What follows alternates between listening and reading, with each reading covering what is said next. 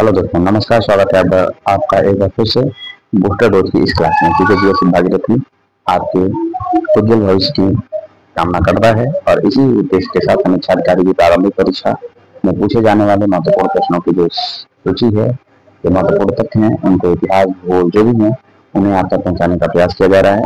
तो उम्मीद करते हैं कि आज की ये सीरीज आप लोगों को अच्छी लगेगी। अच्छी लगे तो लाइक शेयर और सब्सक्राइब करना बिल्कुल ना भूलें और कमेंट करके अवश्य बताएं कि अगला वीडियो आप लोगों को क्या चाहिए। चलिए फिर हम देर ना करते हुए शुरू करते हैं आज का टॉपिक। आज का टॉपिक क्या है? यूरोपीय कंपनियों का भारत में आगमन। क्या है टॉपिक? यूरोपीय कंपनियों का भारत में आगमन। ठीक है, देखिए टॉपिक भारत में आगमन है। यहाँ पे स्थापना लिख दिया, मैं बगल में यहाँ लिख देता हूँ कि कौन सी कंपनी आई थी। ठीक है, सबसे पहले पुर्तगीज आए थे। ठीक है, पुर्तगाली कंपनी जो थी, पुर्तगाली ईस्ट इंडिया कंपनी सबसे पहले आई थी। आप जानते हैं 1898 में। ठीक है, 1898 में भारत पहुंची थी। और फिर अंग्रेजी ईस्ट इंडिया कंपनी की स्थापना 1600 में हुई थी, लेकिन ये 1605 में, ठीक है, 1605 में हाकिंस, ठीक है, जहांगीर के दरबार में पहुंचा, कैप्टन हाकिंस। ठीक है, उसके बाद थॉमस मुंडो पहुंचता है। कौन पहुंचता है? थॉमस मुंडो पहुंचता है। ठीक, फिर Dutch India east India company है, 1602 में पहुंचती है। 1602 में स्थापना होती है, लेकिन जब स्थापना होती है उसी साल ये पहुंच दी जाती है। ठीक है, 1602 में पहुंच जाती है। डेनिश ईस्ट इंडिया कंपनी 1616 में है। ठीक है, और ये उसी समय आती है भारत में। फ्रांसीसी ईस्ट इंडिया कंपनी 1664 में स्थापित होती है, लुई 14वां के शासनकाल में। इसके शासनकाल में, लुई 14वां के शासनकाल में। और आप लोगों को कमेंट करके बताना है कि लुई 14वां के वित्त मंत्री कौन थे जिन्होंने फ्रांसीसी ईस्ट इंडिया कंपनी को स्थापना का प्रयास किया था। चलिए अगली है स्वीडिश ईस्ट इंडिया कंपनी, और ये आती है 1721 में स्थापित होती है, भारत में उसी समय आ जाती है। ठीक है, तो इसको अगर आप कोड याद रखना चाहिए तो कोड आपको बता दें, बहुत अच्छा सा कोड है। तो दोस्तों चलिए आगे बढ़ते हैं। पुर्तगाली कंपनियों के भारत में आगमन के क्रम को देख लेते हैं, और आगमन के क्रम को हम निम्नलिखित के अंतर्गत देखेंगे कि कैसे आ रही है कंपनियां। ठीक है, तो पहले लिखिएगा पी, फिर डी, फिर ई, फिर D, P D E D F S. ठीक है, उसके बाद क म, कम, सम, ट, स, जी। देखिए सबसे पहले पुर्तगाली आए, फिर आए डच, फिर आए अंग्रेजी ईस्ट इंडिया कंपनी, फिर आई डेनिश ईस्ट इंडिया कंपनी, फिर आई फ्रेंच ईस्ट इंडिया कंपनी, फिर स्वीडिश ईस्ट इंडिया कंपनी। पीडीईडीएफएस हो जाएगा। फिर आए जो पुर्तगाली ईस्ट इंडिया कंपनी अपनी पहला कारखाना कहाँ लगाती है? कोचीन में लगाती है। और ये कहाँ लगाती है? मछलीपट्टनम में लगाती है। ठीक है, मछलीपट्टनम में लगाती है, कोचीन मछलीपट्टनम। और इसका पहला कारखाना जो है सूरत में और फिर मछलीपट्टनम में, सूरत और मछलीपट्टनम में। ठीक है, एम से मछलीपट्टनम।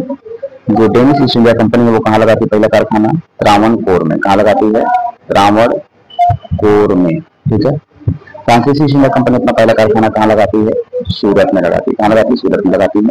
और स्वीडिश ईस्ट इंडिया कंपनी जो अपना कारखाना है वो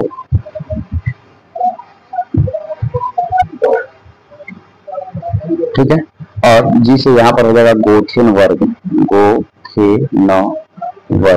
ये भारत में नहीं लगा पाती है कारखाना। ठीक है, भारत में कारखाना इसका नहीं लगा। ये गोथेनबर्ग कहाँ पर है? स्वीडन में। इसको याद रखिएगा। तो पुर्तगाली Cochin, Danish Machilipatnam, east India company Machilipatnam और सूरत, मछलीपट्टनम और सूरत, फिर डेनिश त्रावणकोर, फ्रेंच सूरत, स्वीडिश की जो हेडक्वार्टर था गोथेनबर्ग में था। ठीक है, इसको याद रखिएगा। आगे बढ़ते हैं अगले पेज की तरफ। ठीक है, अगले पेज की तरफ देखिए क्या है कुछ खास। अगला है कर्नाटक युद्ध, जिसको हम लोगों ने अंग्रेजों के युद्ध के अंतर्गत पढ़ रखा है, लेकिन फिर से एक बार पढ़ लीजिए। पहला कर्नाटक युद्ध 1746 से 1748 के बीच हुई थी। एक्स लाखापेल की संधि हुई थी 1748 में, उसके साथ समाप्त हुआ था। ठीक है, दूसरा कर्नाटक युद्ध 1749 से 1753 के बीच हुआ था। पांडिचेरी की संधि के साथ 1753 में समाप्त हुआ था। कर्नाटक युद्ध तीसरा जो हुआ था 1758 से 1763 के बीच हुआ था, जो कि पेरिस की संधि 1763 के साथ समाप्त हुआ था। ये तो आप लोगों को पहले ही बता दिया गया था, ऐसे एक बार रिवाइज करने के लिए क्विक रिवीजन में रखिएगा इसको। ठीक है, क्विक रिवीजन में बच्चों आप लोगों के साथ पहुंचा रहेगा। अगला आता है बंगाल के नवाब। ठीक है, बंगाल के नवाब आप जानते हैं बंगाल में जो नवाब चलते हैं, ठीक है, कौन कौन है? मुर्शिद कुली खां है। ठीक है, 1717 से लेकर 1727 तक। सुजाउद्दीन है 1727 से 1739 तक। सरफराज है 1739 से 1740 तक। अली वर्दी खान है 1740 से 1756 तक। ठीक है, अली वर्दी खान ही है जिन्होंने कहा था कि अंग्रेजी जो ईस्ट इंडिया कंपनी है, अंग्रेज जो है, ठीक है, ये क्या है?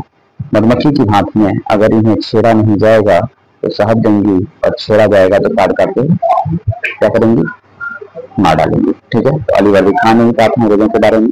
सिराजुद्दौला है 1756 में, 1757 में, इसी के समय में प्लासी का युद्ध होता है और ब्लैक होल की घटना होती है। कौन सी होती है? प्लासी का युद्ध और ब्लैक होल की घटना होती है। ठीक है, और सिराजुद्दौला के बारे में आपको जो पहला क्लास है दोस्ती, उसमें आपको बता दिया गया था। मीर जाफर 1757 से लेकर 1760 तक। ठीक है, मीर जाफर षड्यंत्र के कारण, मीर जाफर के षड्यंत्र के कारण ही जो बक्सर का युद्ध था, ठीक है, वो हुआ था। ठीक है, बक्सर प्लासी के युद्ध के बाद जो 1760 में युद्ध होता है। ठीक है, और फिर 1764 में बक्सर का युद्ध होगा। ठीक है, आगे बढ़ते हैं। आइए, मीर कासिम जो है 1760 से 1763 के बीच में है और इसके समय में बक्सर का युद्ध जो होता है। ठीक है, बक्सर का युद्ध हो जाता है। मीर जाफर को जब 1764 में गद्दी पर बैठाया जाता है तो बक्सर का युद्ध जो होता है, क्योंकि मीर कासिम भाग के आ चुका था कहाँ पर, इधर अवध की तरफ आ चुका था। और बक्सर के युद्ध के समय में 3 लोग थे, आप जानते हैं, शाहशुजा, शुजाउद्दौला और मीर कासिम। ठीक है, बक्सर के युद्ध के समय शाहशुजा, शुजाउद्दौला, मीर कासिम थे। तो मीर जाफर जो था बंगाल का नवाब था, 1764 में अंग्रेजों के द्वारा बनाया गया था। ठीक है, कासिम के भाग आने के बाद। ठीक, फिर नजमुद्दौला है 1765 से 1766 के बीच। सैफुद्दौला है 1766 से 1777 के बीच। और 1770 से 1772 के बीच में कौन है? हमारे जो मुबारक उद्दौला है। ठीक है, 1772। ठीक है, इसके बाद तो इसको एक कोड के रूप में अगर आप बनाना हो, क्योंकि क्रोनोलॉजिकल ऑर्डर यहाँ से पूछ सकता है। ठीक है, क्रोनोलॉजिकल ऑर्डर पूछेगा तो आप लोगों को याद रहना चाहिए। मुर्तुजा सर अली का खुला, मुर्तुजा सर अली का खुला। ठीक है, उसके बाद सिराजा का जान। ठीक है, सिराजा का जान सैफ मुबारक। ठीक है, सैफ मुबारक, इतना याद रखेंगे तो आप लोगों का क्रम अगर पूछेगा तो याद हो जाएगा। फिर आगे बढ़ते हैं। क्योंकि कोड याद रखिएगा, कोड से ही आप लोगों का बहुत सारा काम हो जाएगा। अगला है आंग्ल मैसूर युद्ध। ठीक है, आंग्ल मैसूर युद्ध आप जानते हैं 4 हुआ था, 1 2 3 4 हुआ था 1767 से 1769 के बीच। यहाँ पर कोई गवर्नर जनरल नहीं है, वेरी लास्ट में कौन है? वेरी लास्ट में।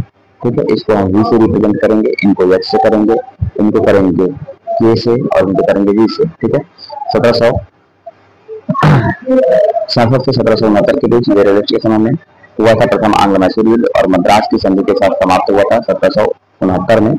इसमें हैदर अली विजयी हो गया था। कौन विजयी हुआ था? हैदर अली विजयी हुआ था। द्वितीय आंग्ल मैसूर युद्ध 1780 से 1784 के बीच हुआ था। वारेन हेस्टिंग्स के समय में बंगलौर की संधि के साथ 1784 में समाप्त होता है। इसमें हैदर अली जो होता है 1782 में पोर्टो नोवा के युद्ध में मारा जाता है। ठीक है, 1782 में जो होता है, 1782 में इनका हैदर अली का मृत्यु हो जाती है युद्ध के दौरान। फिर टीपू सुल्तान राजा बनता है। टीपू सुल्तान मंगलोर की संधि के साथ क्या करता है? गद्दी पर जाता है। तृतीय आंग्ल मैसूर युद्ध के दौरान 1790 से 1792 में कार्नवालिस के समय में श्रीरंगपट्टनम की संधि के साथ 1792 में समाप्त हुआ था। और जो है मैक्सिमम चीजें जो है जो टीपू सुल्तान के प्रतिकूल हो गई थी।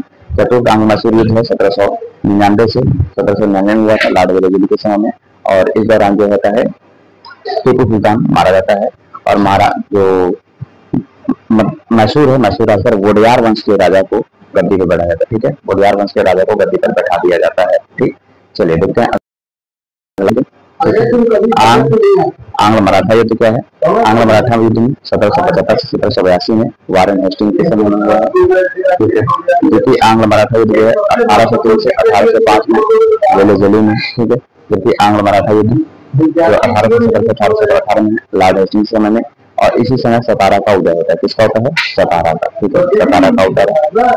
और आप जानते हैं कि सतारा जो था 1818 में बनाया गया था। और सतारा जो है पहला राज्य था जो कि अंग्रेजों के द्वारा जो हड़प नीति लाई गई थी लाल बहादुर के शासनकाल में, उसका शिकार बना था। ठीक है, सतारा के साथ जयपुर था, फिर उदयपुर। ठीक है, सतारा, जयपुर, उदयपुर, बघाड़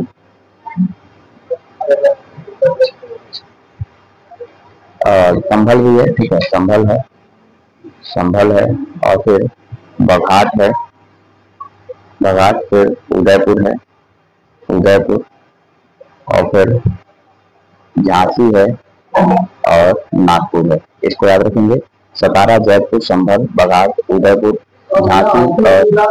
झांसी और नागपुर। तो दोस्तों आज की क्लास में इतना ही, एक और वीडियो में। सभी को थैंक यू, धन्यवाद।